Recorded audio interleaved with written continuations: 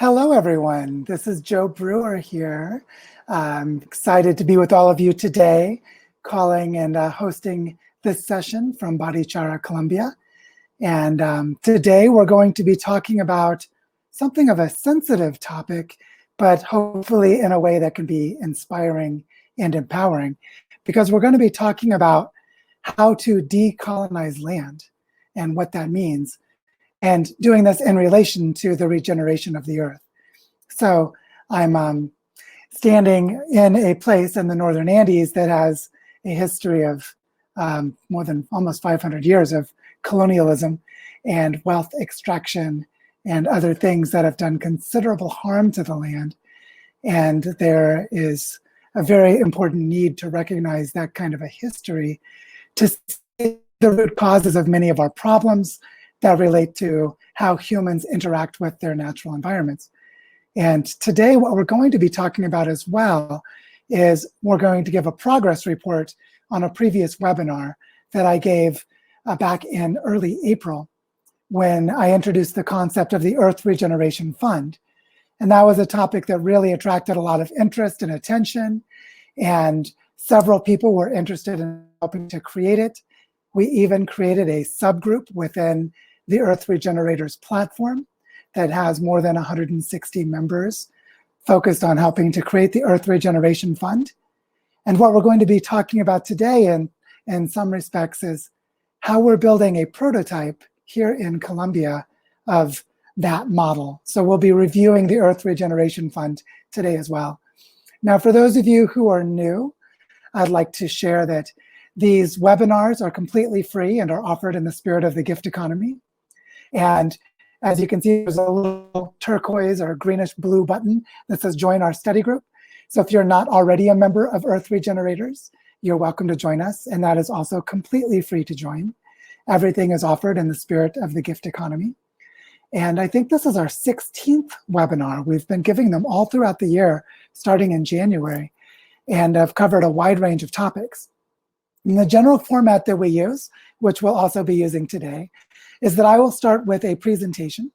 So I'll share my screen in a few moments and begin presenting on how to decolonize land for Earth regeneration. And while I am in presentation mode, I won't see your questions. But if you have questions, go to the button that's at the bottom of the screen that says Ask a Question. And if you type your question there, then we will use those questions to hold discussion afterwards. And what you can also do is vote for all of the questions you'd like to have answered, and we will go through those questions in the sequence of those that have the most votes first. Also, because Crowdcast enables us to do this, those who ask the questions that we're discussing will be invited into a video dialogue if they would like to. So I can invite each of you who ask questions into the video screen so we can have a live conversation with each other and everyone can follow along. And also, these sessions tend to go for about 2 hours, but I'll give us a couple of opportunities to check in and see how we feel along the way. So I see that Vivek has already posted in the chat box the active note-taking. So if you would also like to contribute to taking notes, you can do this in a shared Google Doc that Vivek so generously offers every time we do these sessions. And he will also have those available later, and we'll post them to the link in the Earth Regenerators group that links back to this presentation. The other thing to share before we begin is that these sessions are automatically recorded, and you can come back to the same link later to watch the replay. So if you think this session is really interesting, you can share it with your friends and they come and watch it later, or you can come back and watch it yourself. So with that said, I want to provide just a little brief context about the topic today. Why would we talk about decolonizing land for Earth regeneration? Now, this may be very clear for several of you, but we'll see in the presentation in a moment that one of the really challenging things that we need to deal with is that there are legal frameworks for owning land that actually divide us against each other and create incentives for those from far away from a place to come in and buy land, develop the land, sell the land, and then never even come or come very briefly. So it actually undermines long-term land stewardship. and in historical senses, even included cultural genocides against the people who were the long-term stewards of land. So we're going to be dealing with a foundational issue today that will be really important for regenerating the earth in the future. So with that said, I'd really like to get started. So I'm going to share my screen and we'll begin the presentation mode. And I love that so many of you are already saying hello in the chat box. Please continue to do that. And also use the chat box for discussions so that you can have side conversations as you go in that space. All right, let's get started with the presentation. So our topic today is decolonizing land for earth regeneration. And we are going to use Badichara, Colombia, where my family is living, as a prototyping space to really make this conversation concrete. And I'll be sharing what we're doing here to work toward this effort.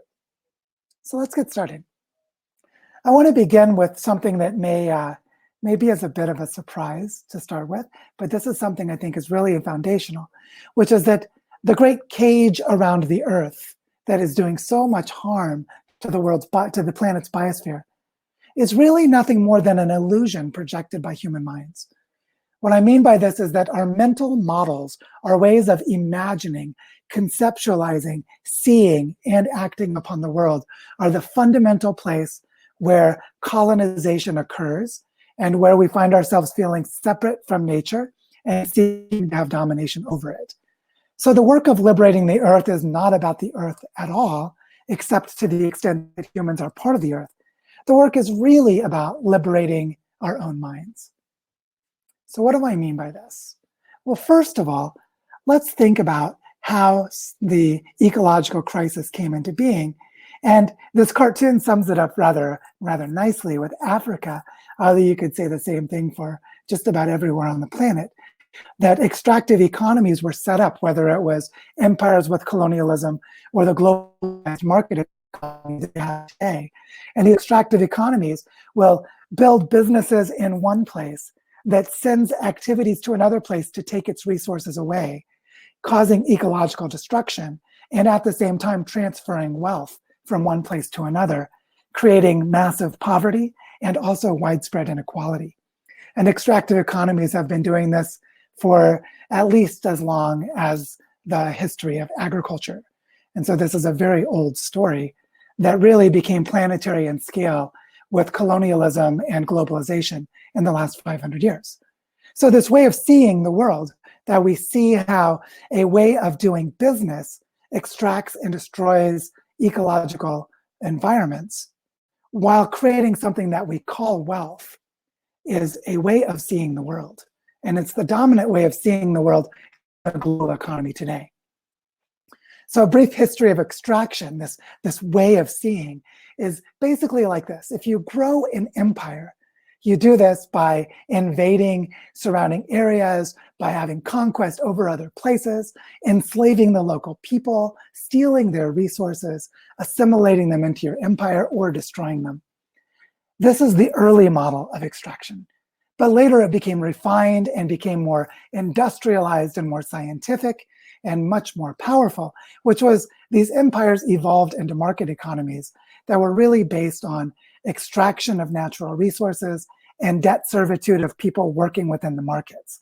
And this is things like being a wage laborer for a factory, or later being a wage laborer for a corporation. And what this does is it leads to a very interesting dynamic that the extraction itself causes degradation of environments. So you end up with ecological destruction.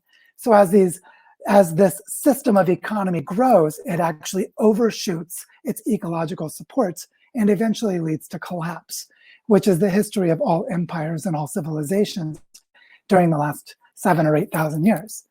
What's interesting is this way of seeing is a colonial mindset, a mindset of colonizing a landscape to have domination over it. But if we want to grow regenerative economies, then we need to see the world in a different way. Or said differently, we need to change our mindset. And here the regenerative mindset is about co-creating with the living systems around us. Now, to go from an extractive economy to a regenerative economy, we have to start by removing land from speculation, taking it out of the market, and establishing some kind of cooperative ownership. From this place, we can set up frameworks for regenerating the landscape and regenerating our communities. And this is done with community stewardship. If we do this well, we can create a kind of robust circulation across our local economies with interdependence between people in each part of the economy and with people and the rivers, people and the forests, people and the soil, people with the biodiversity around them, so that we become interdependent systems. So this way of growing a regenerative economy starts by recognizing that we're not separate from nature. We're not trying to colonize it. What we're trying to do is enter into a healthy relationship with the natural world around us so that we can co-create with living systems. But when we start in an extractive economy, we begin this process by removing land from the speculative market so that extractive processes can no longer be done on the land. As an example, here in South America, look at all of these orange dots. Every orange dot is a location in this continent where there are conflicts and violence between local communities and mining companies that are extracting minerals for the global economy.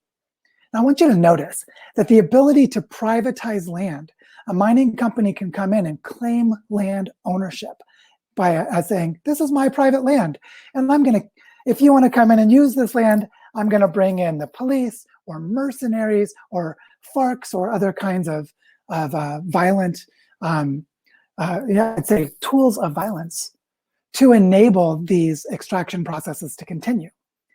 The other thing to notice is that this is just a continuation of colonialism. It's another way of plundering, even though the empires themselves are gone. This is how the globalized economy continues to work today. What's interesting is all of these places in South America are not empty. It's not like the mining companies are coming in and claiming deeds to empty land. This is after invading a full continent full of indigenous peoples, many of whom were wiped out or heavily marginalized by colonialism, with the spread of pandemics and disease, with conquest and enslavement and other things. At the same time, this landmass, this continent, is not empty and just a place to take resources from. It's full of rivers and mountains and intact ecosystems of non-human life, the richness of biodiversity.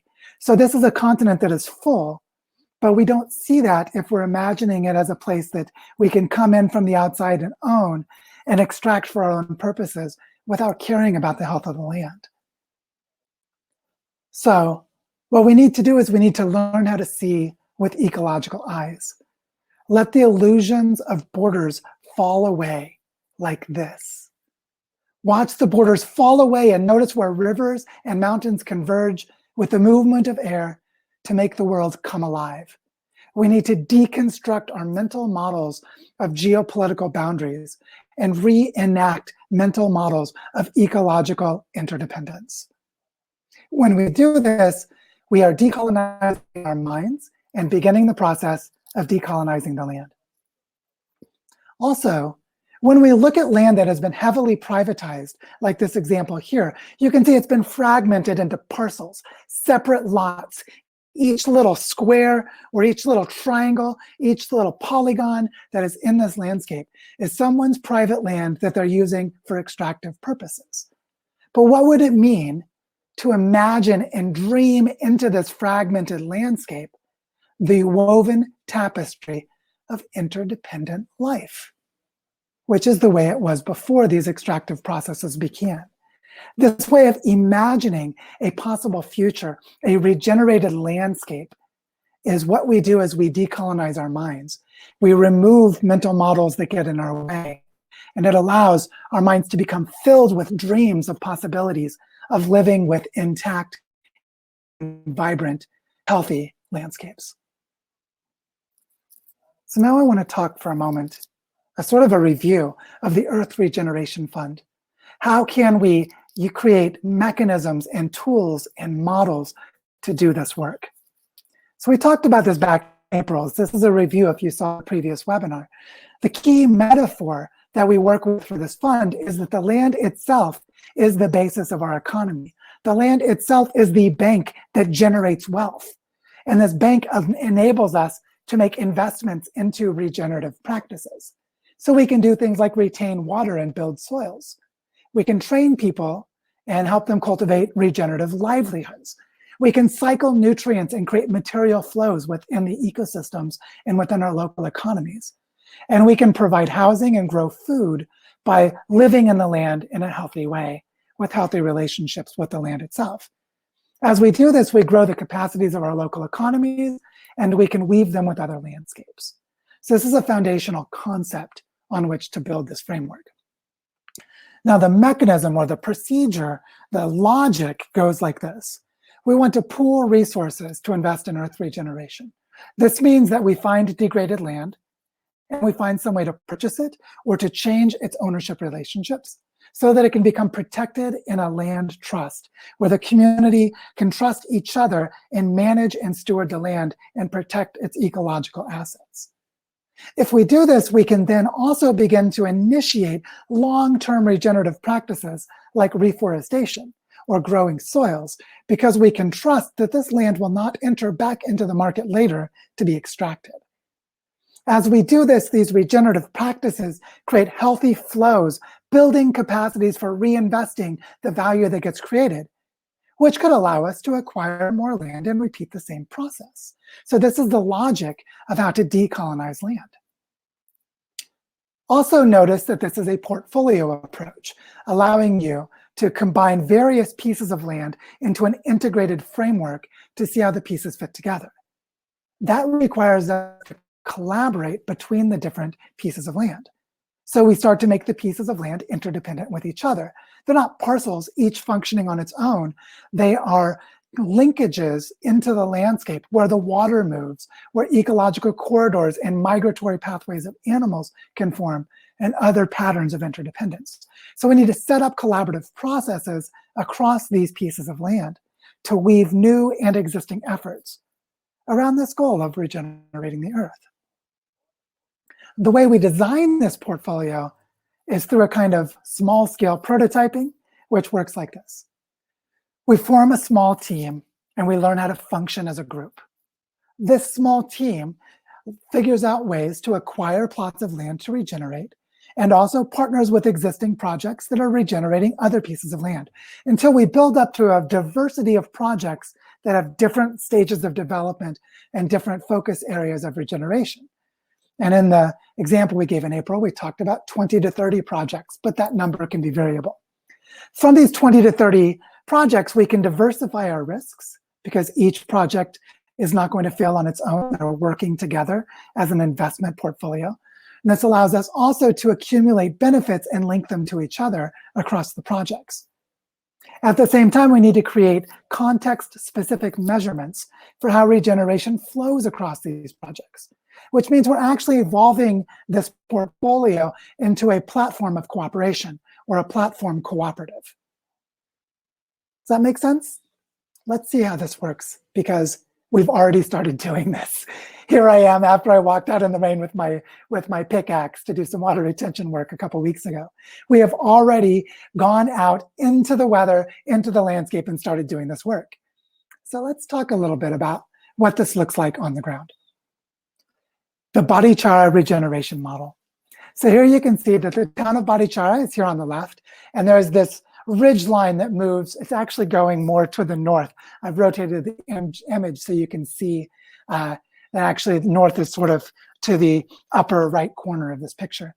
The interesting thing you can see is that there are several tributaries and streams pouring into a major river that passes by Badichara. There's a ridge line that has an aquifer system in it. And there are various pieces of land that have been highlighted because we're beginning to work with these as existing or new projects. And our idea is to create a pattern of cooperation around community reforestation throughout this entire territory. So this is how we've started to do this. We're identifying areas of strategic focus, like that ridge line that has an aquifer system. And we want to know where these strategic focus areas can be engaged with for recharging aquifers, for reforestation efforts, and also, as we'll mention briefly, for preserving cultural indigenous knowledge and building an economy, a local economy around these reforestation efforts, which is a really core piece of this. And then we set up frameworks for cooperative management of these strategic areas. So we start to organize the landowners, organize the projects that are within each area, so that the map becomes segmented into different focus areas, each of them somewhat modular and autonomous while cooperating with the other areas. Then we work with local landowners and with community associations to coordinate these projects. This allows us to organize all of the projects into a network where our agenda is ecological and economic resilience. The starting point for this was when I visited with my wife and a couple of friends. We visited these 3 hectares of land that are for sale, and they're colored in here. And the name we're giving this piece of land is the origin of water, because it's on that ridgeline above the town of Barichara, and it's at the highest point of that ridgeline where the aquifer system begins. This 3 hectares of land is heavily degraded, as you can see with the lines of erosion and deforestation on the land. And it's between 2 towns, the town of Villanueva and the town of Barichara, which combined have about 10,000 people as their joint population. So what's interesting about this piece of land is that it is possible for us to buy it because it's so degraded that the land price is low compared to other pieces of land in the area. So we can start with the most degraded land, which has the most regenerative potential because its current economic value is really low. So we proposed to do this. We proposed to create a community of local stakeholders who care about this aquifer system on that ridgeline and on this specific piece of land. And we decided to try to raise funds for half of the land using donations. Then we'd ask the current owners to invest in the land by lowering the price, which is that we would not raise the money that they're asking, we would raise a lower amount of money than they're asking. Then we would invite the current owners to join this cooperative effort because they're going to be our neighbors in this case. They actually own a farm, a pineapple farm that's down below in the same watershed. And then we try to raise the remaining funds from the local community, or at least this was the idea. We ended up changing this a little bit as we went along, as we can discuss later. But the idea was that we would start this community engagement process around buying the land together and then manage the land as a community project. That's what we proposed to do. Our ownership and decision-making model was basically like this, that we would have investments of various kinds from local stakeholders, that they would come and provide stewardship, expertise, labor, resources that we would gather locally to do regenerative work on the land. And that from our global networks, in this case, my social networks, that we would raise donations to help buy the land. And so here what's interesting is that we wanted to separate out ownership and decision-making in a specific way. That a local group, a stakeholder group, people in the area who have a stake in the future of this land, would manage the goals for regeneration, focusing on water security and reforestation. And that this group would have voting rights. They would help us make decisions. Whereas donors from afar, donors from the global network, would be invited to give an advisory role to help shape and inform our work, to visit and volunteer and help with our projects, but they wouldn't be making these decisions. We want to keep decision-making local so that this becomes a form of sovereignty, that the local community can manage its own land in stewardship far into the future. And this is our model that we wanted to develop. Then something amazing happened. I posted on Facebook asking if anyone would like to donate money to buy this land. We wanted to make an offer of 75 million pesos, which is about 20,000 US dollars. I said, could we raise this money? And our goal was to raise about half of it, $10,000 in donations, so we could reach out to the owners and begin discussing how to structure an agreement, because they don't have any other buyers for this very degraded land. Here's what happened. In 24 hours, we received pledges for more than $10,000. So we went from visiting a piece of land to thinking that it might be good to decolonize and liberate this land from the market and begin a regenerative process on it, to 24 hours later, having pledges for the amount of money we would need to get started.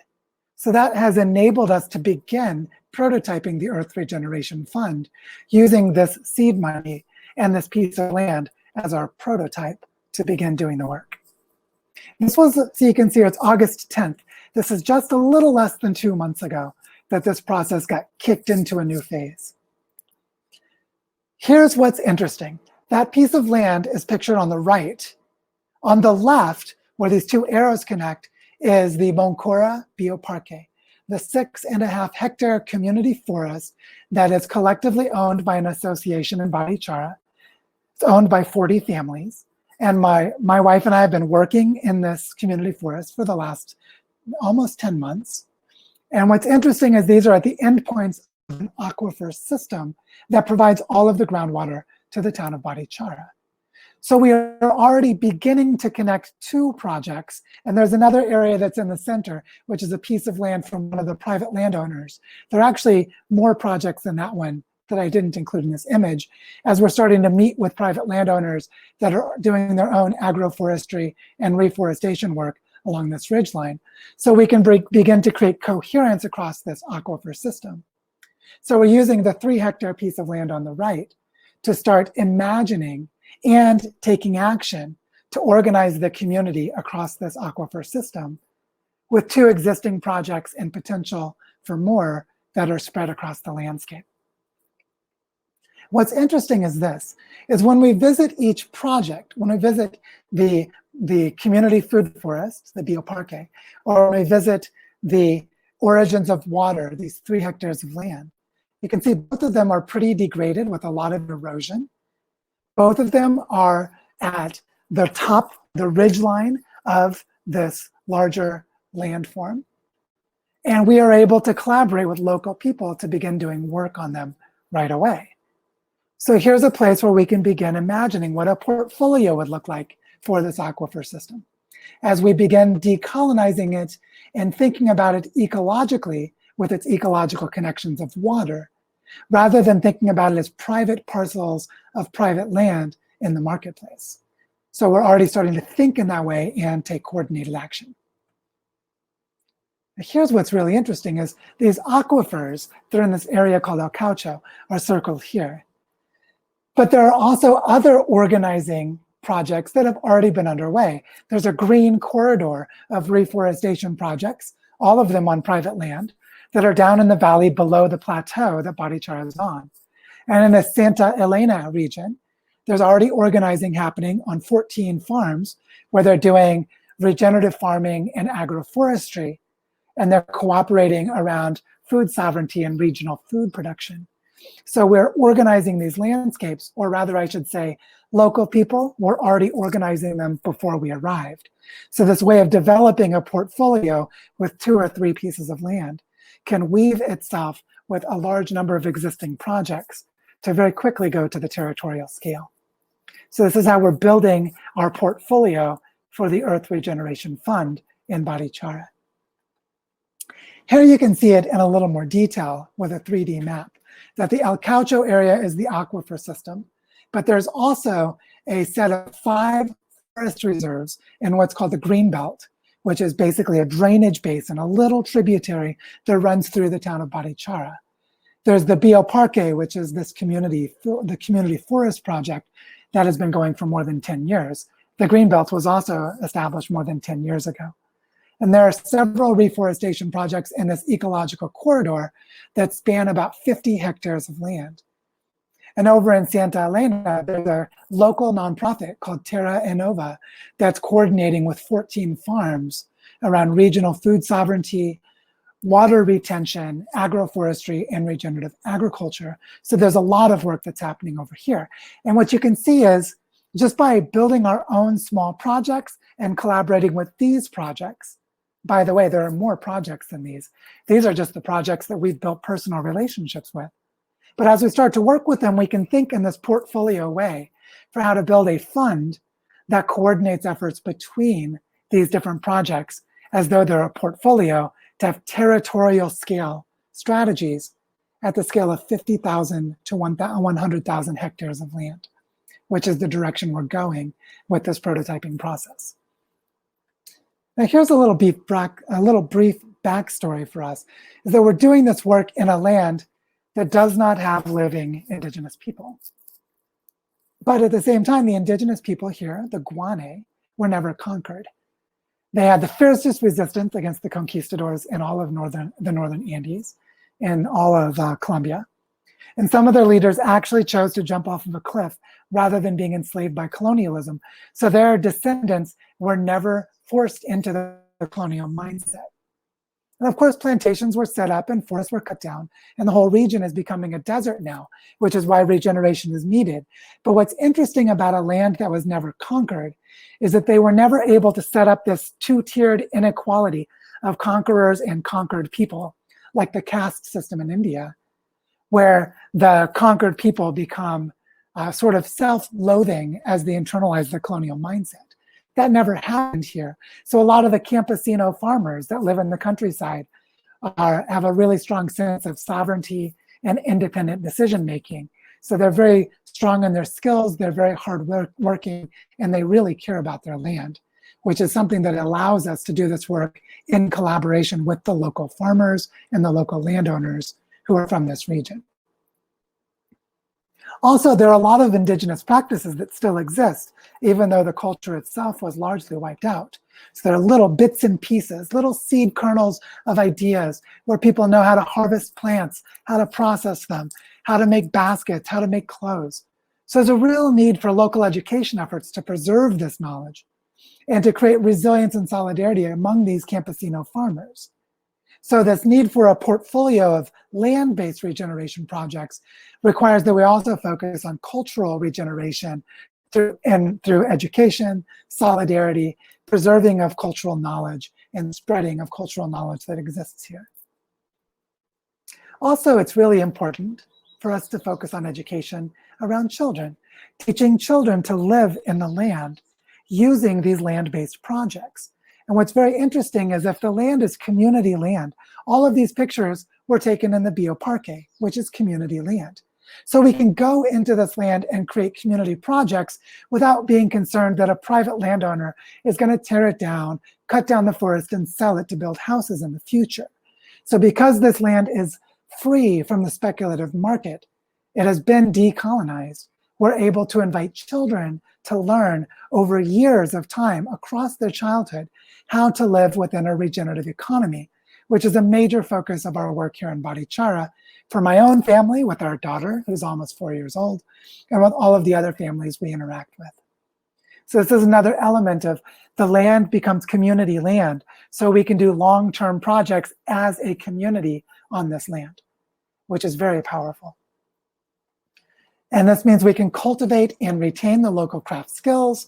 We can preserve and pass to future generations the ancestral knowledge.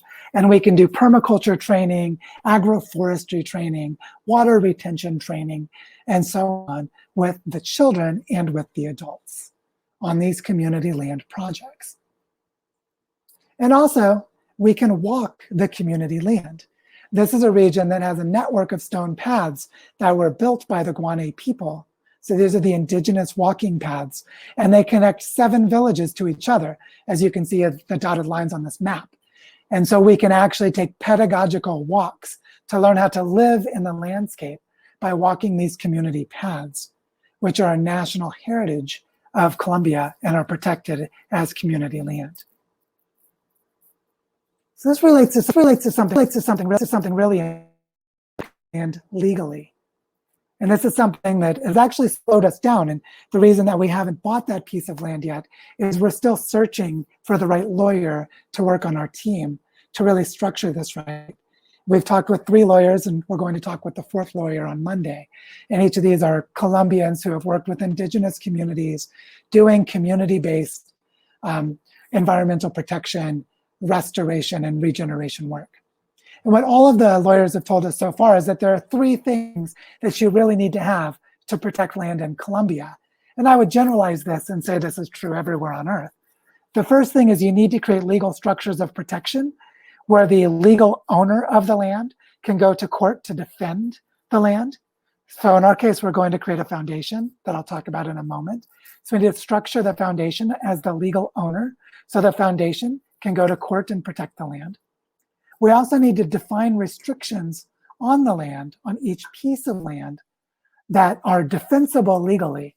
So we might say, on this piece of land, you can't build houses. On this piece of land, you can never sell it.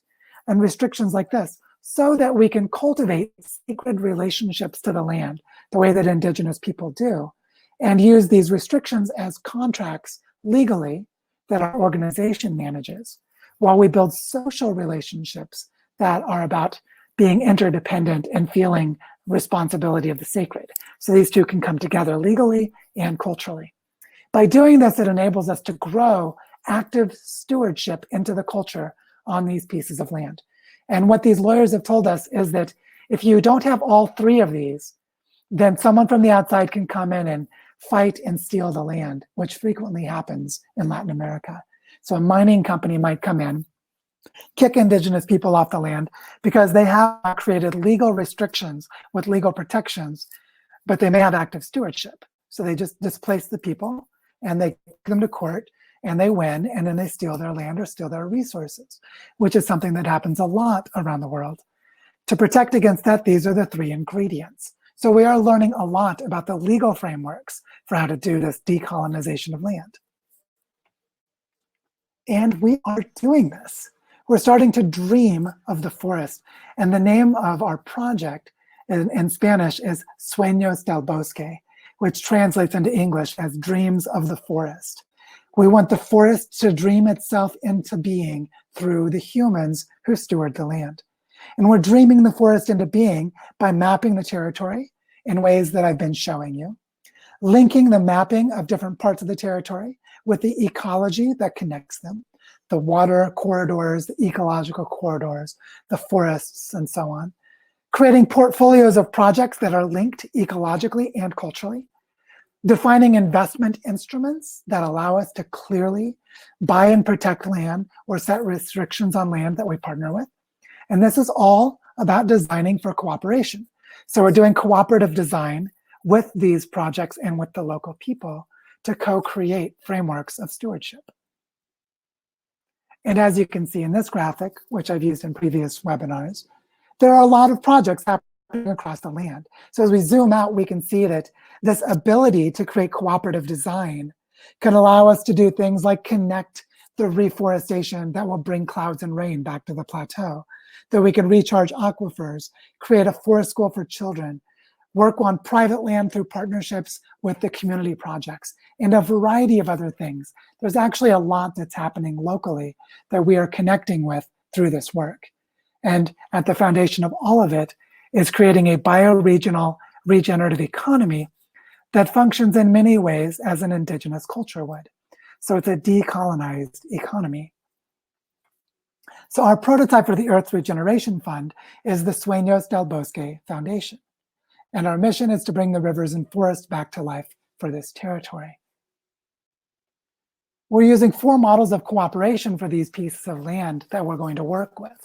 And this is something really important, is these are prototyping spaces, and they're not meant to be separate from each other, but instead each is a focus for how we can work across all of them.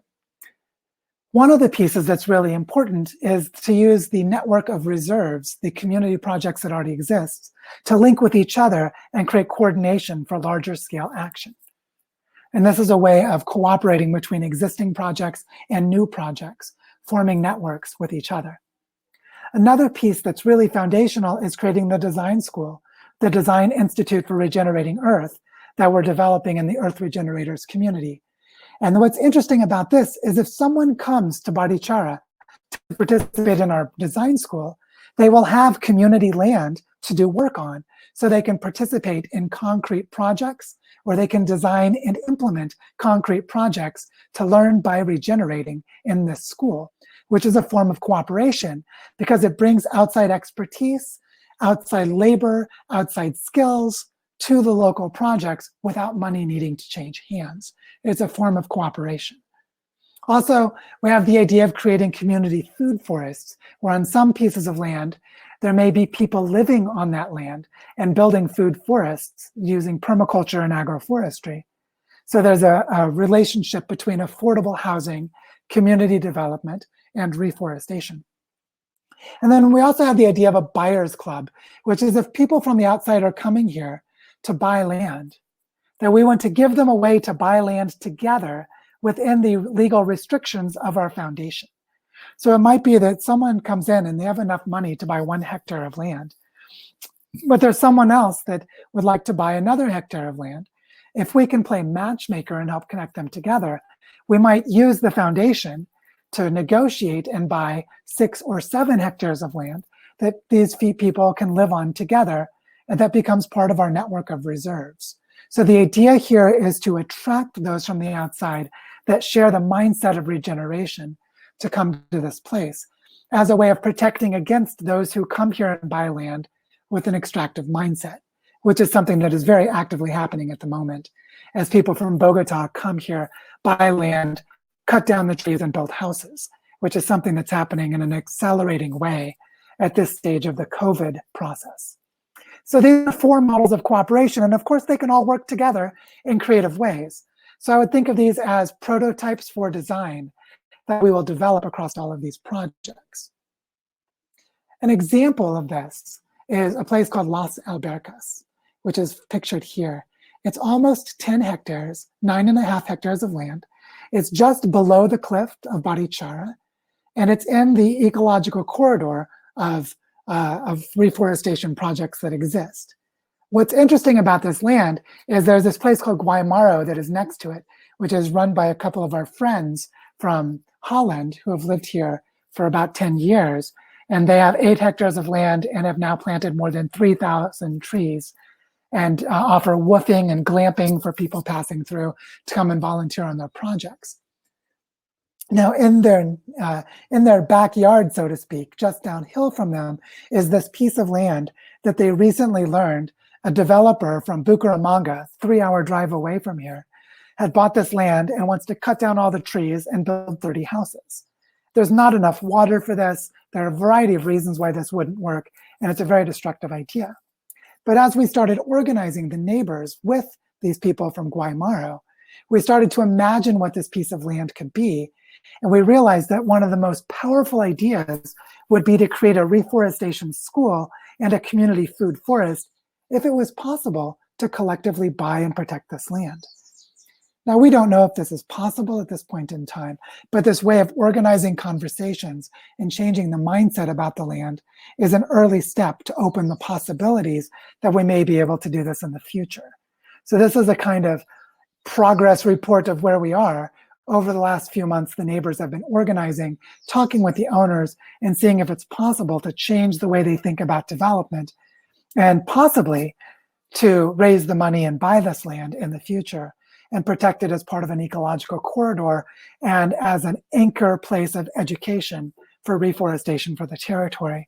So we're thinking of ideas like this as we develop our Earth Regeneration Fund and our portfolio approach. So it gives us a way of working with existing projects, but also surveying potential projects and imagining how they relate to the existing projects, which is what we're doing with this piece of land.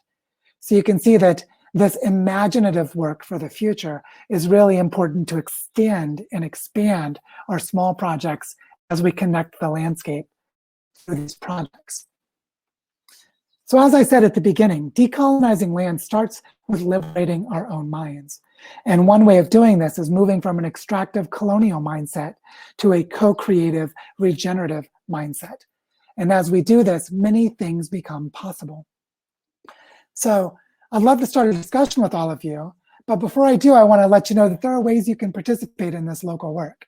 And of course, you could donate money if you wanted to, at this stage in the process, through PayPal, or contact me if that's something you're interested in.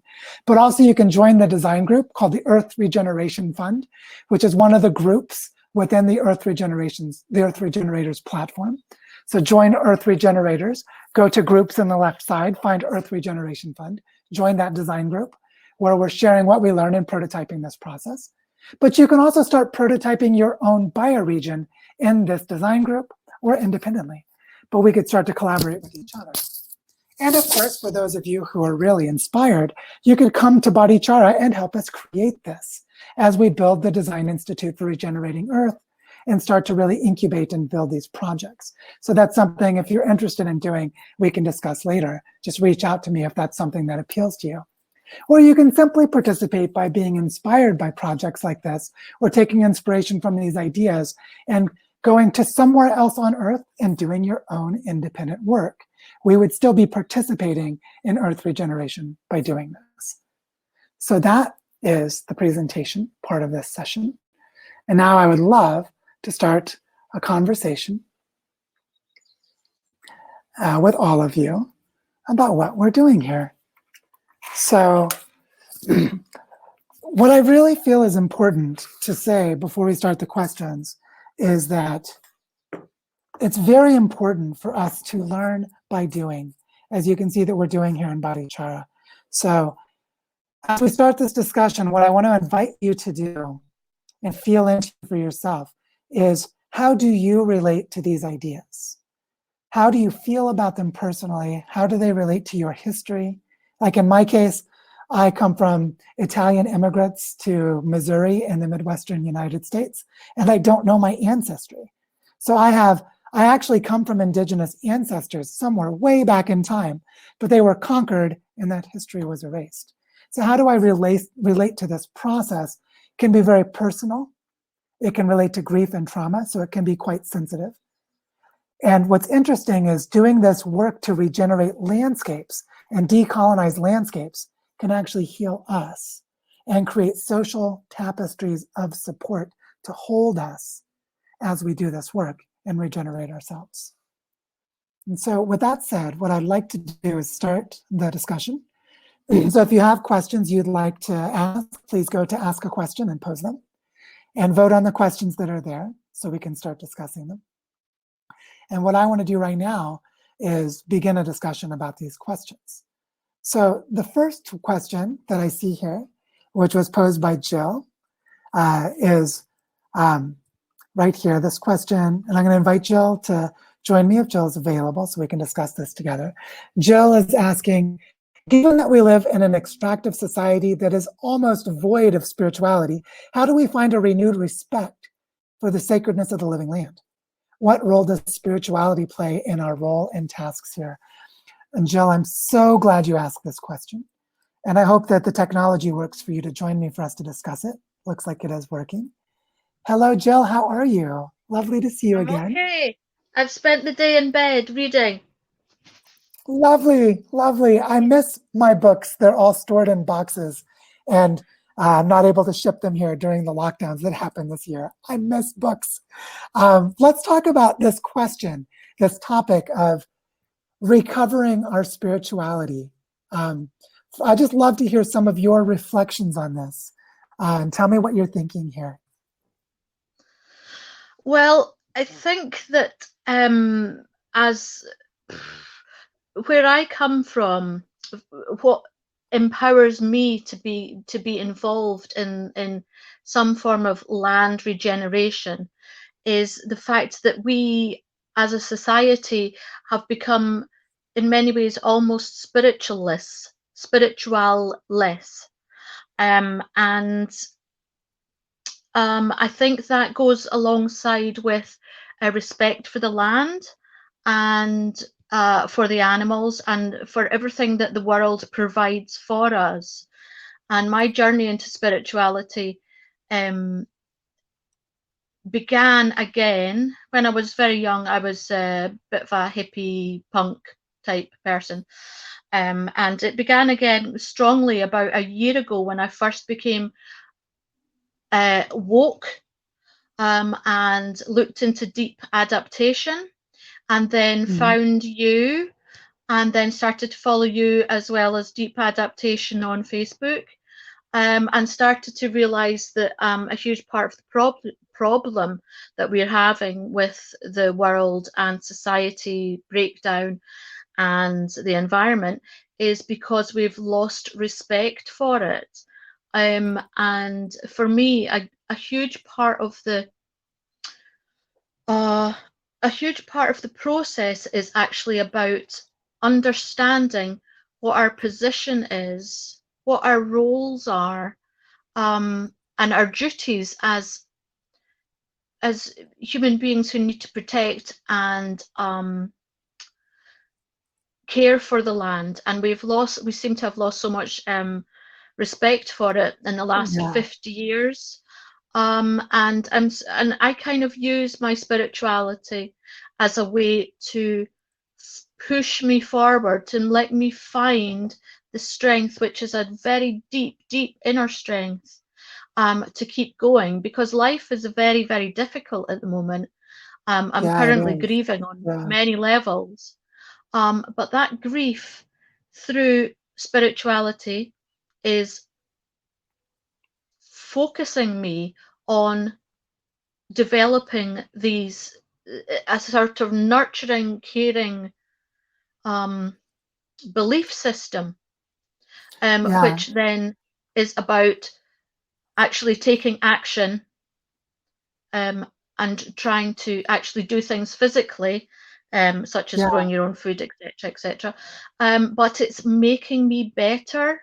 My understanding of the Yeah. grief process and spirituality is allowing me to grow in a very deep way, which is allowing compassion, and Yeah. kindness and care. And I think that is so lacking. Yeah. So Something that's lacking making in me think today's about society. related to this is the importance of building a long-term relationship with the same land. And so this is something we're practicing in a very concrete way by, we live a 5-minute walk from the Bioparque, and we take our daughter there for breakfast every day. We organize Yeah. work parties there in the afternoon. And so we want our child to grow up feeling a personal, long-term relationship. Like we have our best childhood friend, and then we have our best childhood friend places. And I think this is one of the pieces about land becoming stabilized for our communities. That the land becomes a place we can trust, we can always go back to and revisit. And I think this Hmm. is one of the pieces. I think this is a really big topic, and there are a lot of elements. It's huge. It's But huge, and it doesn't actually get yeah, talked about. Um, it's talked about in deep adaptation, but I understand that where you come from, it's kind of a practical thing that you discuss in your webinars, what you're actually doing, where the money's going, etc., etc. But I think it's actually really important to discuss it. yeah, I find it to be really essential. And one of the things that we're discovering by being in the Northern Andes is we can connect with a lot of indigenous cultures. Even though the Guane people are no longer here, there are indigenous people Yeah. in nearby areas. And so, for example, the idea that the Kogis have of pagamentos, of making payments or giving debts of gratitude to the Mother Earth, which is something that's common here. We've been practicing this with our projects. Like we are building a structure, a tree nursery, using a type of bamboo called guadua. And as we harvest it, we go and give these pagamentos. We practice giving debts of gratitude to the plant that we're taking from, and we teach this to the children. And so I see this way Mm, of relating the need for spiritual education to very practical matters. Like building a tree nursery is a practical thing. And at the same yeah. time, it's really important to connect it to the development of these spiritual relationships. So I think this is extremely important. And I'm curious about your experience with, like, did you feel you had a sacred connection to nature or to community when you were a child and then you lost it? Or was it more that you were wayward and lost and then found it later in life? When I was growing up, I was taught by my dad, mostly to really cherish the countryside that we lived in. He taught me about the birds and the animals and the plants, and we used to go wild camping before it was actually called wild camping. It was just camping. Um, and as I grew up, I I can became relate to very that. rebellious. Yeah. Yeah. I became very rebellious and an angry young woman, and I kind of lost, I suppose, kind of, spreading my wings and dyeing my hair different colors and growing dreadlocks and all this sort of stuff. And then art school, and then I kind of got involved in trying to be part of society where I earned money and thought I had a career, and that was important to me. And I've gradually lost my I suppose my ambition, not financial, I suppose it's about financial ambition, but it seemed like such Yeah, an empty goal. It always seemed like an empty goal, but um, in the last few years it's become emptier and emptier. So I just packed it all in. And then recently, with becoming much more aware of the environment and what is actually occurring, and that people are starting to talk about it, and people are starting to be open about their grief for the yeah, environment, um, that has really, the only way of surviving those deep, deep troughs of grief for me have been to give myself in some ways to God, whatever God is, and say, I need you to assist me. This is me. I'm giving you my life. I need you. I need your yeah, guidance. I'm lost. I'm completely lost. Um, yeah, yeah. so No, thank yeah, you for that. I think dealing with that's super personal important. trauma as well. Yeah, that thing of feeling Um, lost is so important. Because what does it mean to be lost? It means you don't know where home is, and home is connected to yeah, land. So it's very foundational. yeah, Yeah. yeah. Um, And I think also losing my mom, so I'm grieving for my mother. So the whole thing has all become very intertwined, and almost like it's a path of destiny, that I was asked sometime a long, long time ago, that this is a path that I had to walk, and I'm now in a yeah, situation where I'm deeply, deeply involved in it in a very personal way, and I'm starting to understand through reading. I've just started to read a book, which I don't know if I'm allowed yeah. to recommend a book to people, but Oh, yeah, happy to have you I recommend a don't know book, if but the I also would writing's like to, backwards. yeah, I'd also Oh, like to make time sorry, for other it's all questions. Yeah. backwards. Oh, yeah, I'll but I would like to make I'll time I'll post it. for other questions and discussions as well. Um, Yeah, no but problem. yeah, yeah, if you post a link to the book in the chat. I think that would be wonderful. Yeah, And Jill, okay, thank thanks you. so much thank you for sharing more of your journey and your feelings. This is so Thank important. you. And you're Thank you. really talking about something very important. So I just want to honor that Yeah. and say thank you. No, thank you for Wonderful. listening. Of course, of course. Just want to be mindful of the other questions and topics as well. But I think that's a topic in its own right that we could spend a lot of time on. I see the next question that's come in here is from PJ. And PJ is asking, says, so we've talked about regenerative economics principles and now focusing on specific pillars of regenerative economy, this one being land taken out of private ownership, another being education. Could you talk more about what other pillars you see needing to be in place for a regenerative economy to emerge or to be built? So this is a really important question, and I hope PJ is able to join me here. I think that part of the way we need to think about this is around systemic health, which we could think of systemic health for a river or for a forest. So what would that mean? And then we could say, what is systemic health for my body and what is systemic health for a community? And then we start to see the pillars. And hey, PJ, it's great to see you. Hey.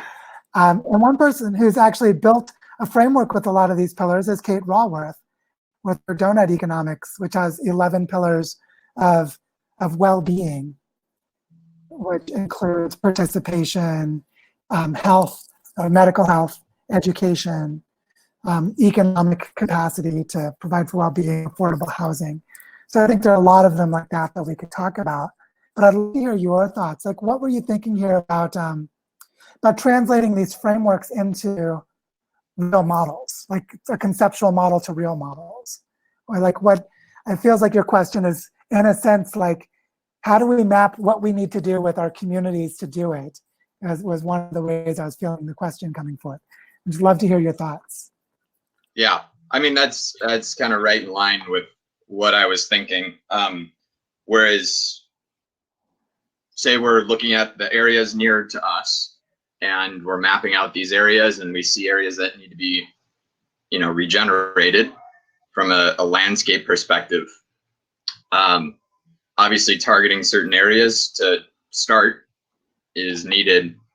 But to really bring about the regenerative economy, place-based in that area, we need to have certain things in place. And so I'm wondering, just from a pillars perspective, like all the different people that I'd be able to identify working in different domains or institutions or what have you, to really start to coalesce and bring together the team, right? That would be working on something like this.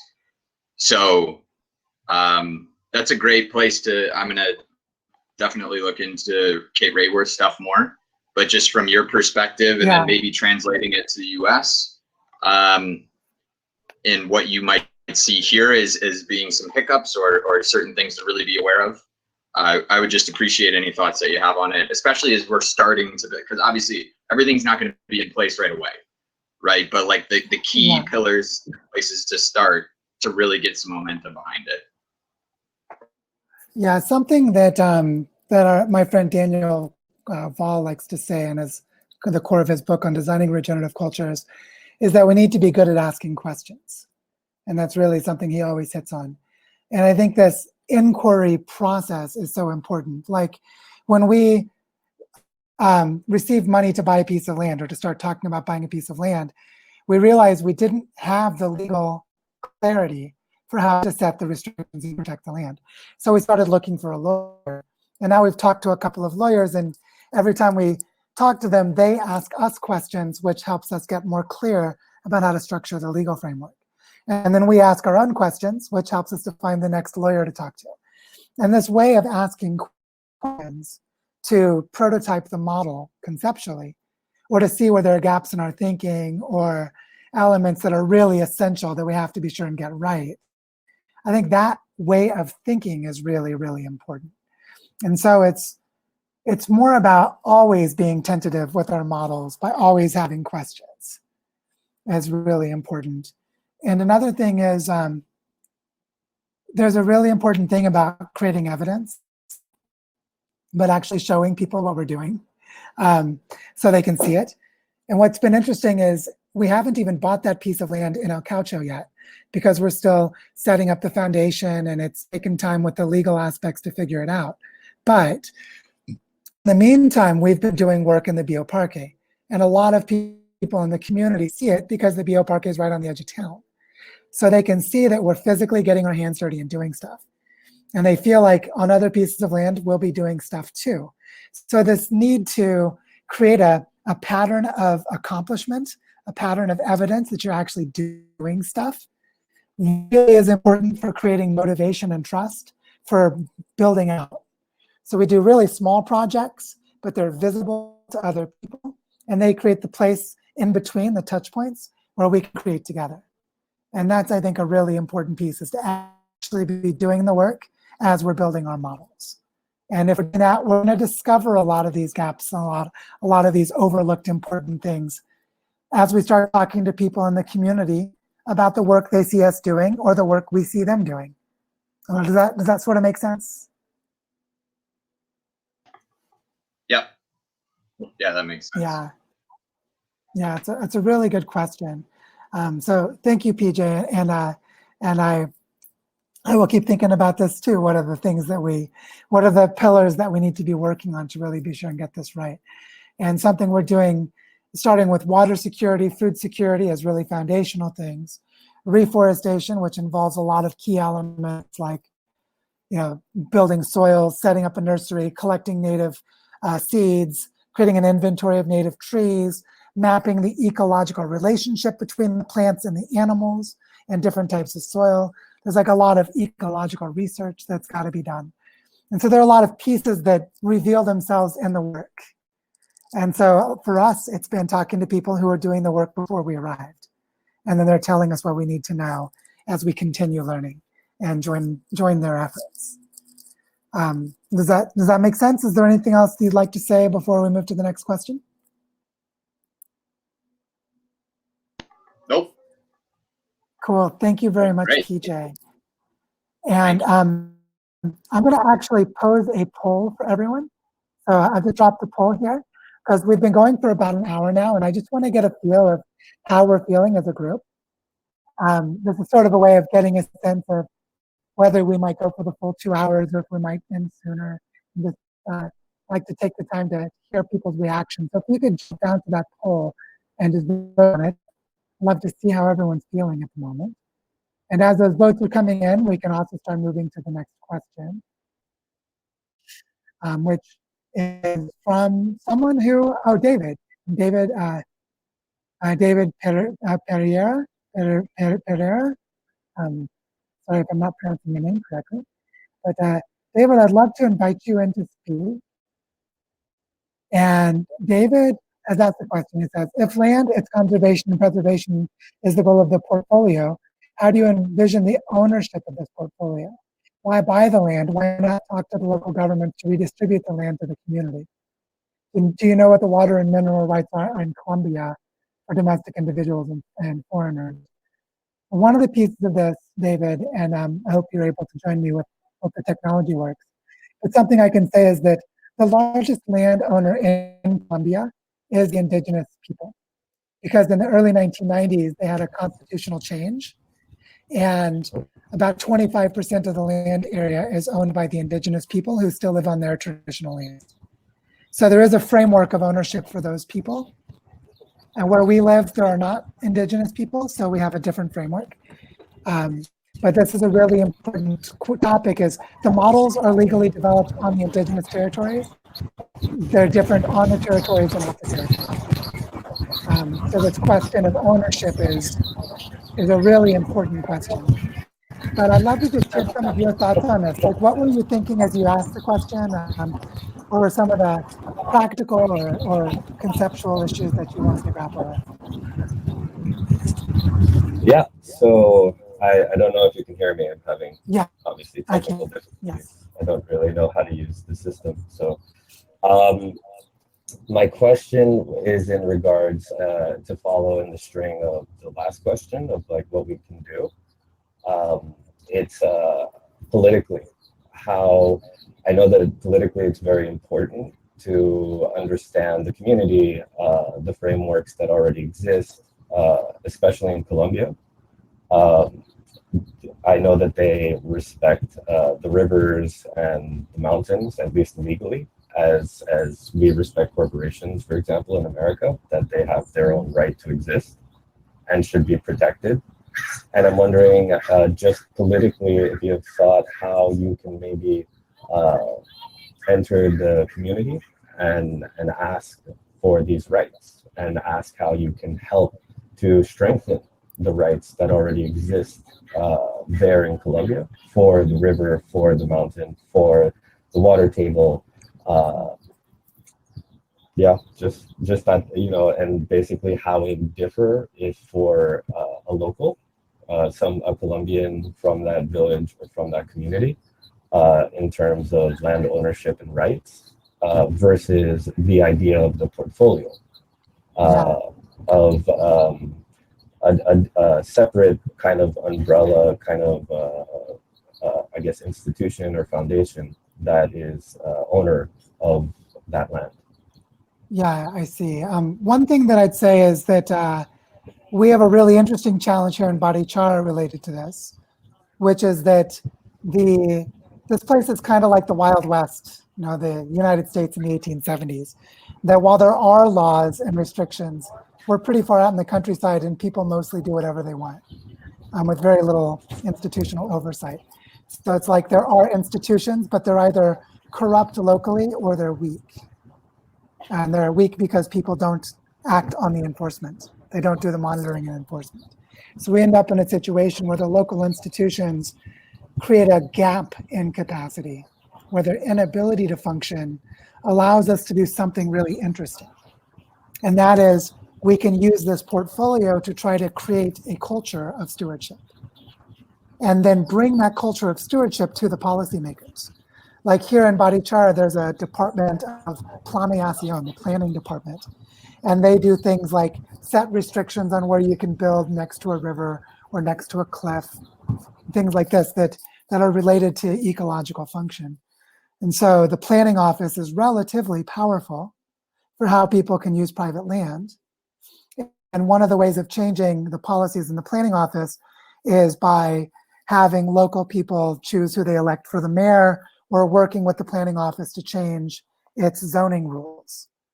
And so there's this relationship between existing but fairly weak, or at least inconsistently used institutions, and capacity to build culture, which I think is really interesting and important. Another thing that's interesting to notice, which is also true in other places, like where we lived in Costa Rica, we saw this too, that most of the regenerative projects were from outsiders.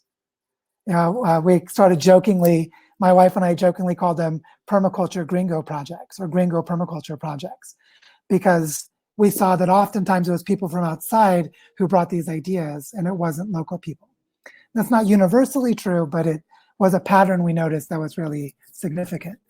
So again, that's a question of cultural change.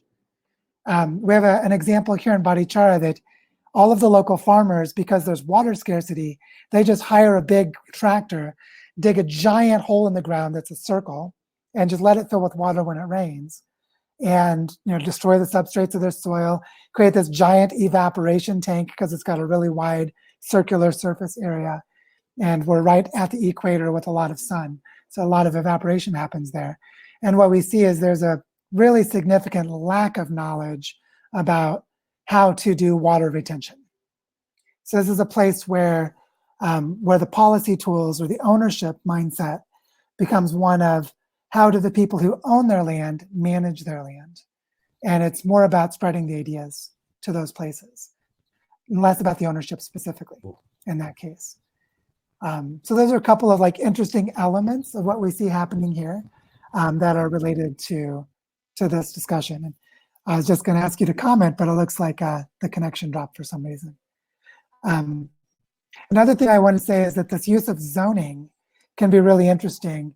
And I'm thinking what the Common Lands Foundation does of creating different zones of ecological protection, mixed use, and economic development, and separating the pieces of the land into zoning territories, and then bringing that as a framework to the lawmakers, which is something that we're talking about doing here as well. Using the ecological corridors and the network of the forest reserves to create zoning that then we take to the planning office to ask if they'll change the zoning rules. So see, that's another way of blending the space. I'm curious just what's coming up for you as I've given a little more details about how things are being done here. Like, what does this make you think about, David? Or are you still there?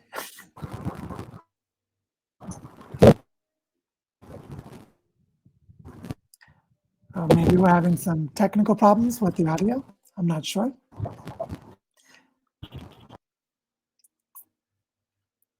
Well, I see I've looked back at the poll and see we're still mostly feeling good to continue for the time being. So David, I'm going to go ahead and jump on to the next question. And it looks like the next question from Jorge.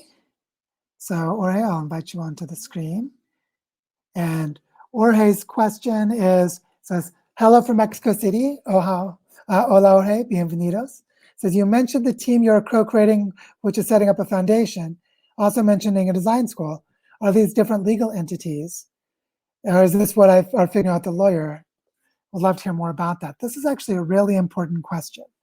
And I don't know if Jorge is still here. I'll try inviting you on the screen one more time. But just to start clarifying this question of the design school and the foundation, one thing we're realizing is that the foundation will function best if it has a very clear, concrete focus. Specifically, we see the foundation receiving donations, having a lawyer on retainer, someone who's on our team that can provide legal advice to our projects and other people's projects, and creating statutes and contracts that create these restrictions. That the foundation's job is really restricted to this area of buying land, protecting land, setting up protections on the land, and then providing legal support to other projects that are not owned by the foundation. And this will allow us to be very clear about what the foundation does and what it doesn't do. We may end up developing something like a granting program where we raise funds and then give funds to other projects and to other groups, but that's unclear at this point how we'll do that. So we're still figuring it out. So I see the design school as being much more formless and open-ended, that people who come here can help create the design school, and the thematic areas of the design school are three of them: regeneration of the earth, bioregional design, and the cultural evolution of cooperation. And these all relate to each other. But I see the design school as having these three focus areas. And it can have a local version here in Barichara and a networked version with other bioregions through the Earth Regenerators community. So I see the design school as being more like a partner to the foundation, or a cultural pattern of activities working with the land owned by the foundation and with other land in the community, but that they are separate entities. So I don't know if that makes sense or not. And I see you're trying to join me, so I hope you're able to come in. But that's really the way that that I was thinking about this. Jorge, you've just arrived. Hola, ¿cómo estás? Can you hear me? Or is the sound not working? This happens sometimes when people join the video, they can't hear. I'll say try refreshing and I'll type it in. So maybe if you refresh, that'll work. This question of relating the design school to the foundation is a really important one to, hello, I can hear you. Can you hear me?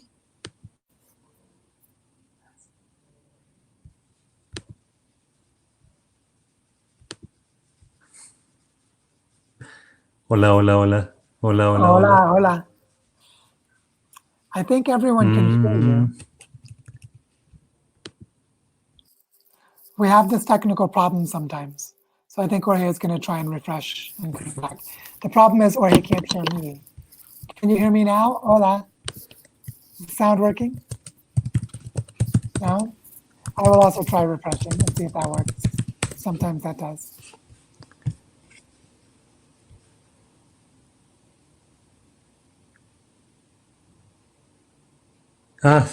Okay. Yeah, I don't know what is happening, but I listened to part of your response, so I will try to listen to the whole thing afterwards when you upload this. Thank you, Joe. Yeah, sorry, I guess it's not working. I don't hear you. I will try to reload. Sounds good. Well, we'll just roll with it then, and I'll say that since I need to tap to unmute sound, maybe he was muted. Can everyone hear me okay? Give me a thumbs up or a +1 in the chat box if you can hear me okay. Can everyone hear me okay? Just wanted to be sure this is working. Yes, okay, everyone can hear me. You can see there's only one question left, which is, do you know Las Gaviotas? And the answer is, I know of it, but I don't know it. I haven't visited it. And for those who don't know, Las Gaviotas is a wonderful project in Colombia. There's a book about Las Gaviotas, very inspiring, and I recommend bringing it up. Okay, looks like Christina's having an echo problem. Is anyone else having problems with my audio? As that's the question right now. And also, we are now out of questions. So I want to know if there are more questions or if we should start wrapping up. And so what I'd like to do before, so if anyone has a question, go ahead and ask a question. And in the meantime, I'd love to just ask you to give a little bit more interaction here for everyone. Well, I know a question has just come in, but what I'd love to do, Anita, we'll hold your question for just a moment, because I'd love to invite a little bit of interaction from everyone, which is in the chat box. Would you just share something that you are really holding in your mind from this discussion, from the presentation? So something you've learned, something that's really impacted you, something that you are thinking about. Just share like one sentence of something that has come up for you by hearing this presentation so far, and just write that in the chat box. And that'll allow us to see a little bit of what everyone is thinking and feeling in this discussion. So just take a moment and think about this, and write a phrase or a sentence in the chat box. What is something that you're thinking about, something that struck you as interesting, something that feels important, and please share that in the chat box. Because I'd love to just see more of the variety of feelings and thoughts that people are having here to share with each other. So I like Amber saying the 3 scales of portfolios of individual, bioregions, and planetary. I think it's very important to think like fractals. So that's a really beautiful one to think about and to experiment with, Amber. A beautiful one. What other ones do people have? Just share them as you're thinking of them and write them in the chat box. And this will allow us to see more of what everyone's thinking. Yes, there is very much an organic quality to things emerging. Connecting law, economics, agroforestry. This is really, Thomas, this is holistic, whole system design is what this is. And how important it is to come together and co-create, or hey, this is extremely important, that we don't actually know what form these things take until emergence is invited and facilitated. That we really do need to weave these local projects, as Tara is saying, yes, very important. Open learning and meeting different lawyers, just keeping at it. Yes, Ellen, we're learning so much. In some sense, we'd say, but have you done anything? You haven't even bought the land yet. It's been 2 months. And that's because we're really listening to the community, listening to the land, and trying to learn how to do this as well as we can. And we want to co-create with the locals. And that takes time to build relationships. Jamie is saying 3 focus areas of design school. This is a really big one, the cultural evolution of cooperation, which is something we're working on in our community regenerators cohort in the Earth Regenerators community. Feeling encouraged, says Tom. Decolonizing the mind and a co-creative regenerative mindset. Yeah, Bruno, let's keep playing with this, because I know from just conversations with you personally that this is something you grapple with, and I think all of us do in many ways. I see there's so much coming out here. Vivek is saying whether this can be done in the US, and actually PJ was just talking the other day about working with the First Nations in Minnesota, where they are doing some of this in the US. And another friend of ours named Paul is doing this with the First Nations people of the Pacific Northwest.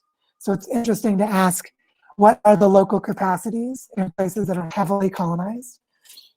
And Daniela is saying how important it is to start transforming our economic systems. Absolutely. By removing land from the market, we can build different economic systems because that land is no longer connected to the market in the same way.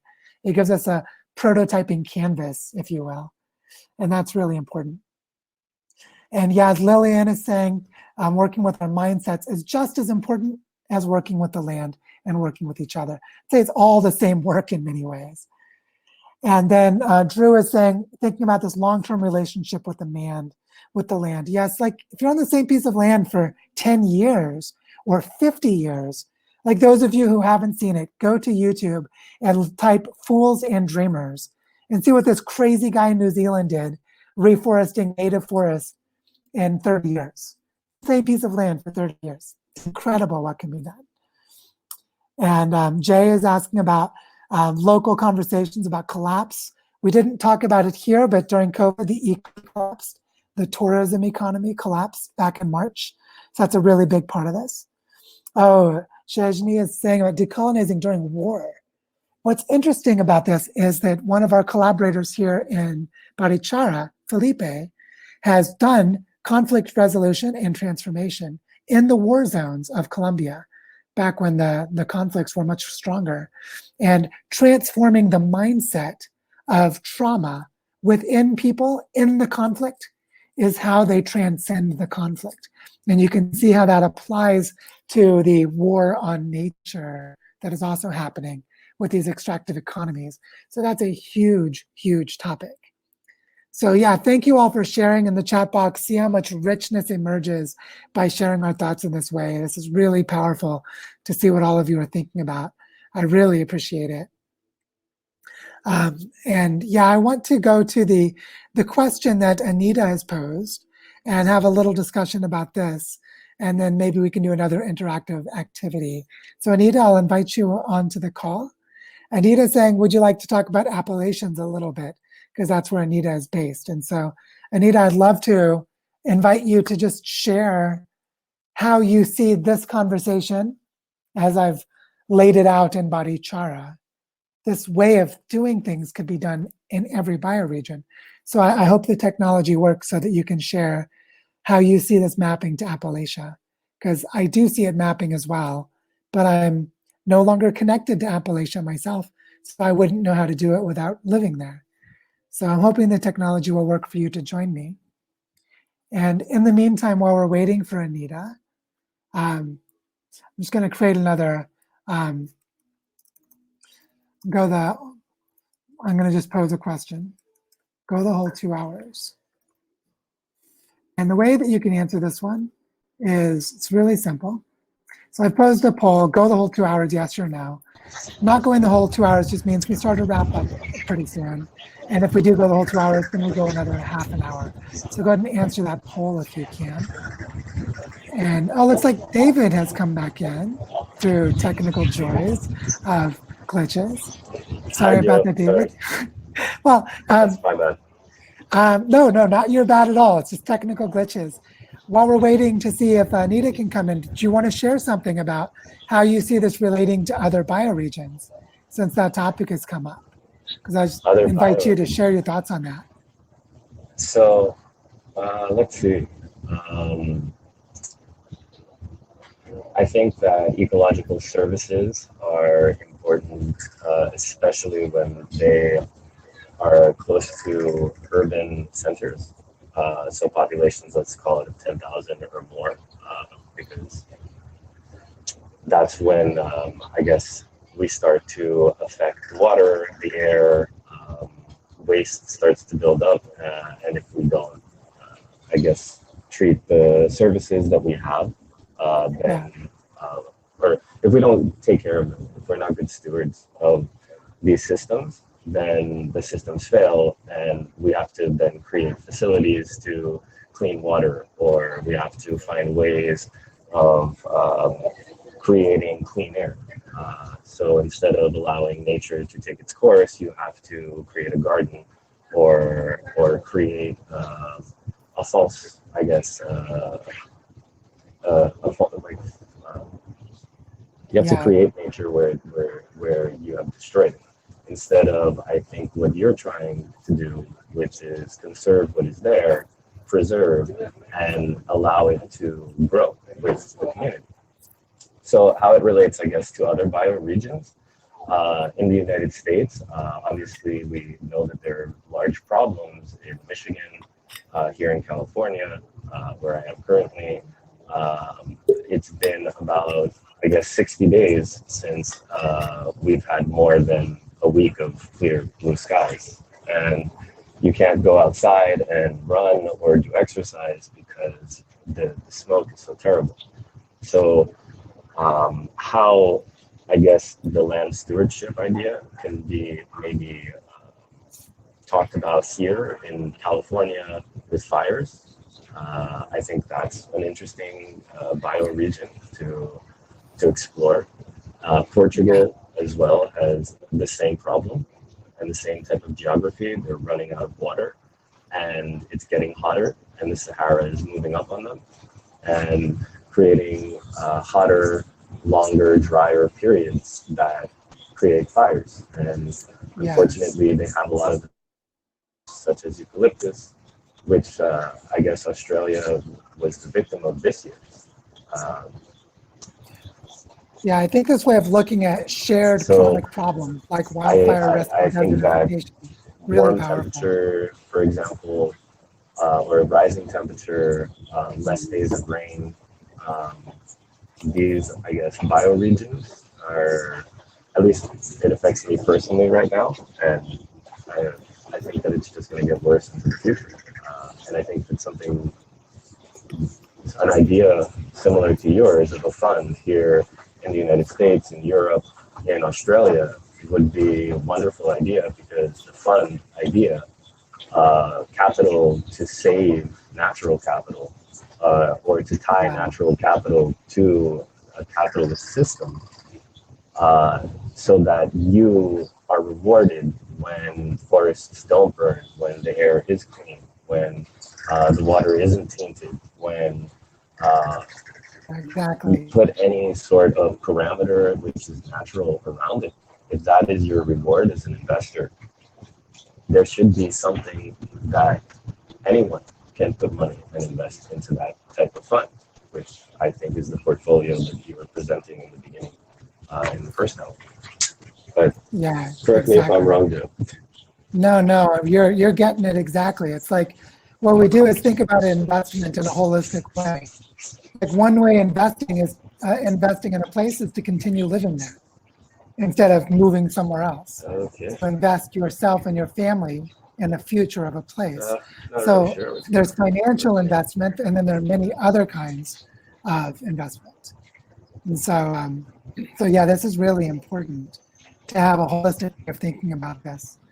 Well, David, thanks so much. I'm gonna jump over and see if we can invite Anita to join now, but thank you for those reflections. Very helpful I don't know to, if anyone can still hear me. yeah, I think, I don't know if you can still hear me, David, but I'm gonna move on to the next discussion topic, which was with Anita, and then I saw there was another question from Tara. And Anita, I'm now not able to invite you to join. So maybe we'll come back to that one.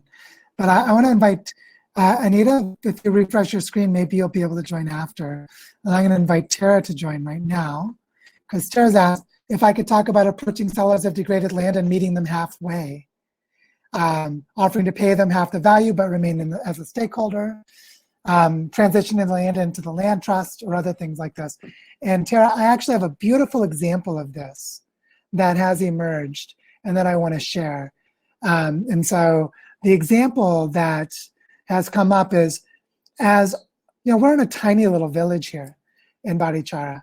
It's like in all the small town politics and rumors and stuff, it's a small town like anywhere. So word started getting out that we're doing this. And one of our friends, who is the mother of children that play with Elise, approached me a couple of weeks ago and said, there's this guy Arturo who delivers milk on a motorcycle from his little finca. And he heard about what you're doing. And he has 3 hectares of land that have a lot of ancient fossils. They're beautiful rock fossils here. And also archaeological artifacts of the Guane people. And it's degraded land, but it's more than his family can handle. And he would love to sell it with us rather than sell it to us, which is he'd love to have someone come and protect the land, but they also need some money. And he offered us a price that is 10% of the market rate. Mm. He basically said, I will sell you this 3 hectares of land for almost nothing if you would come and protect it. And it's connected to his land, so we'd become neighbors. Mm-hmm.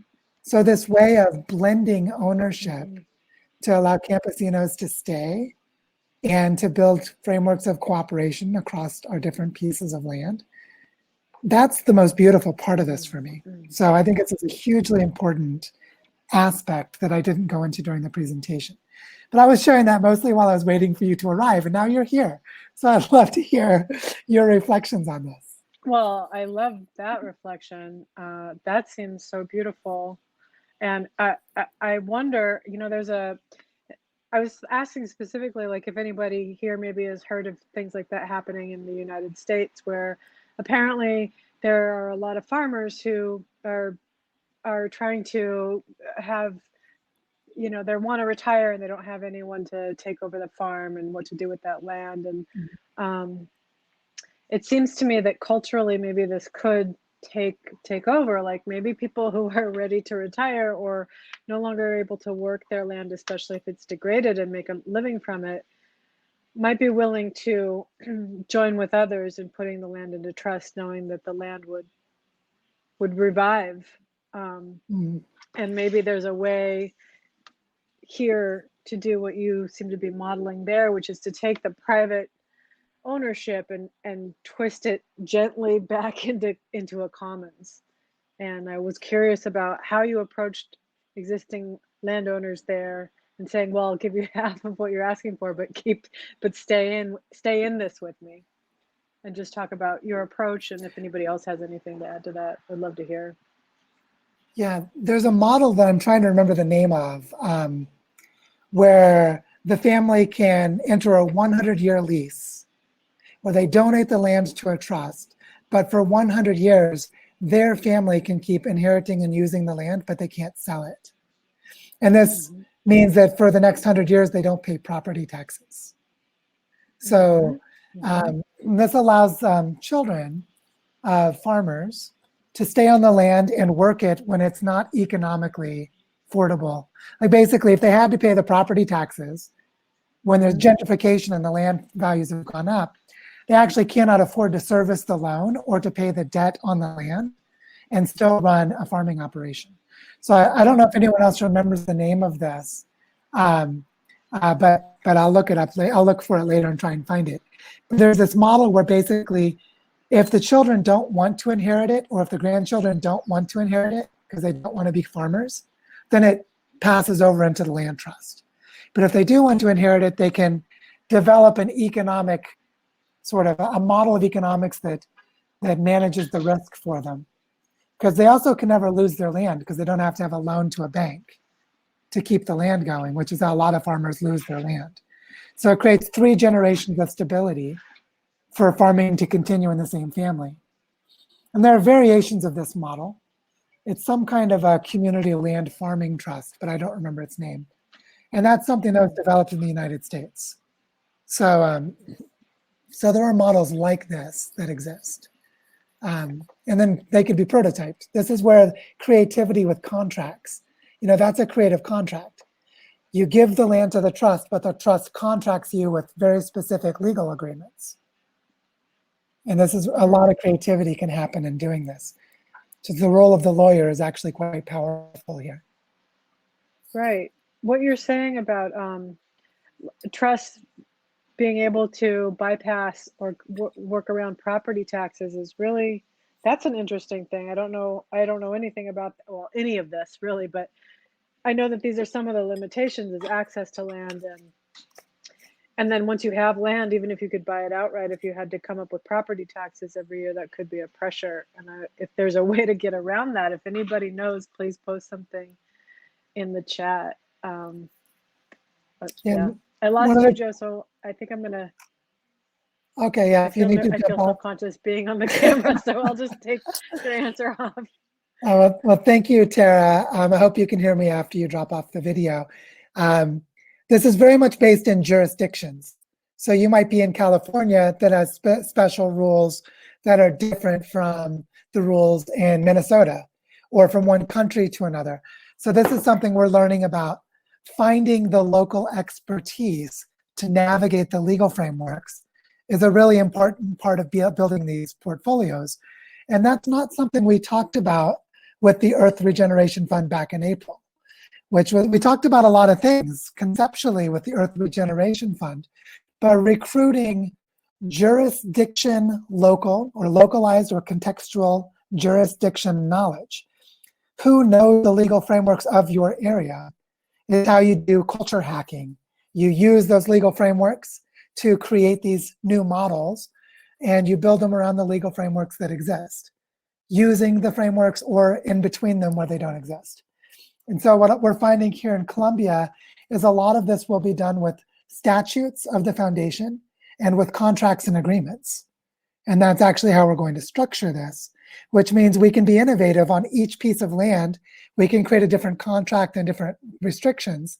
So one thing we're going to experiment with is different zoning categories, and how those zoning categories create different restrictions, and how we can apply those zoning categories in contextualized ways to each piece of land, which is also how our lawyer can advise projects that are not owned by the foundation.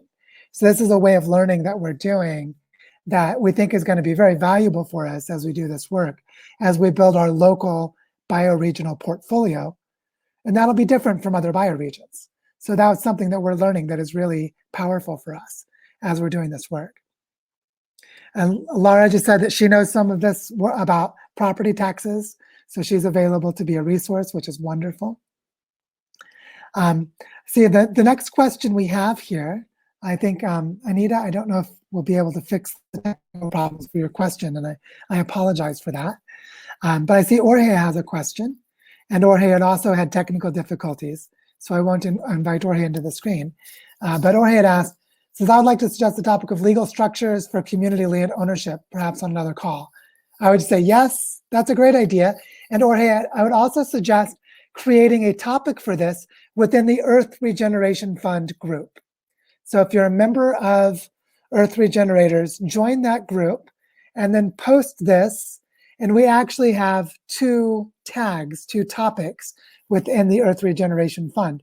One is portfolio design elements, and the other one is social learning processes. And I see this topic as being portfolio design elements.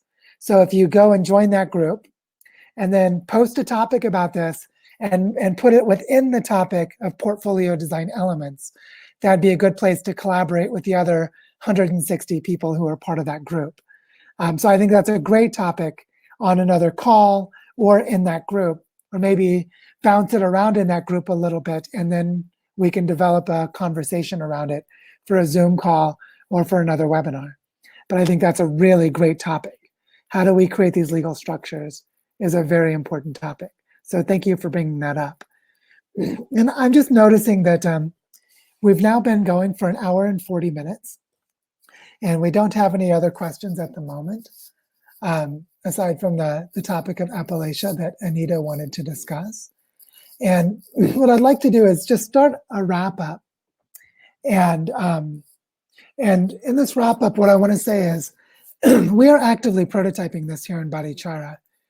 And one of the things that I want to start inviting is co-creation. So if you are interested in helping us build this model, this regenerative economic model, there are a couple of ways you can be involved. And one is to just reach out to me for a conversation for how it relates specifically to your products and your place. You might be interested in coming to Barichara and collaborating with us. You might have other ways of contributing that you'd be interested in. And so I want to just invite that this is an active experimental process, and we're learning as we go. And I really want to share this learning with Earth Regenerators and to co-create and collaborate wherever it makes sense to do so. I see another question jumped in here while I was talking from Sandris, which is saying that collective ownership in Mexico is great for communities, but there's a complex component about legal structures.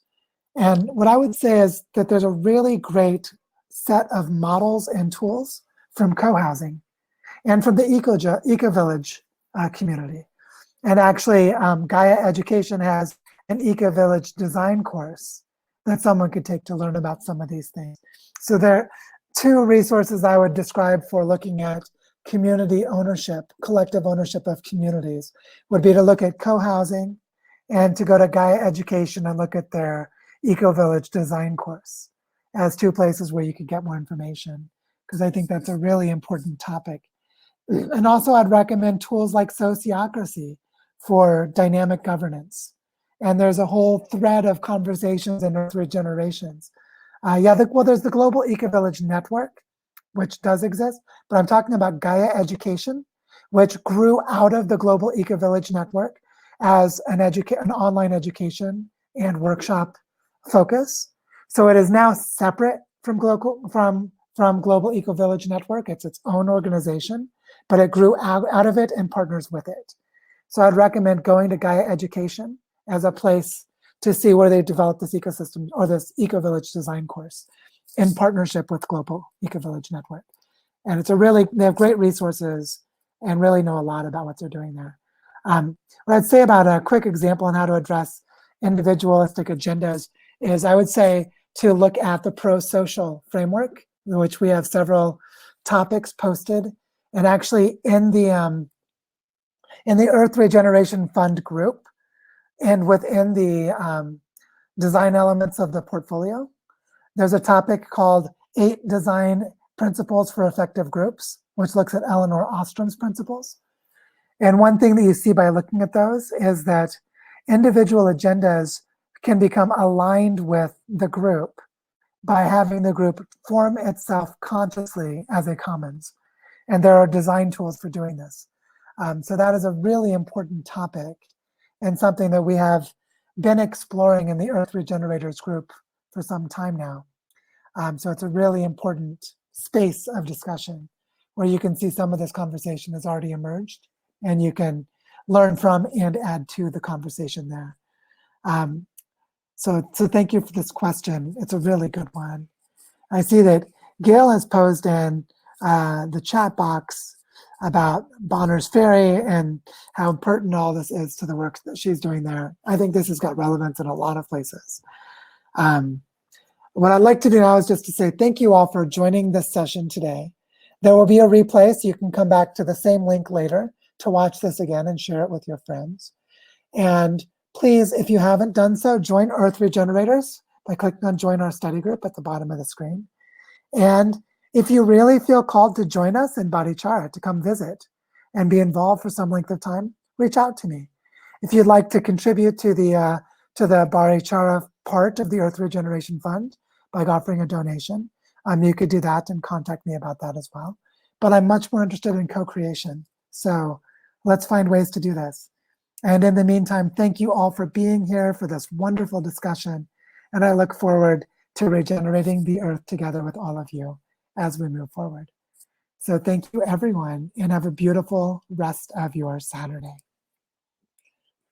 Bye, everyone.